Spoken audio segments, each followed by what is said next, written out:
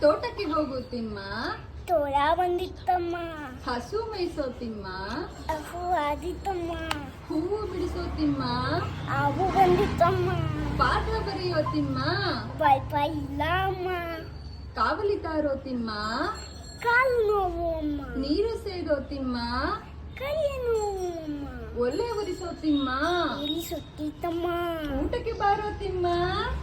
ಓಡಿ ಬಂದೇನಮ್ಮ. ಸ್ಟಾರ್ಟ್. ತೋಟಕ್ಕೆ ಹೋಗು ತಿಮ್ಮ, ತೋಳ ಬಂದಿತ್ತಮ್ಮ, ಸ್ಟಾರ್ಟ್. ಫಸ್ಟ್ ಇಂದ ಹೇಳ್ಬೇಕಾ? ಇಲ್ಲ ನೀನು ನೀರು ಸೇದೋ ತಿಮ್ಮ,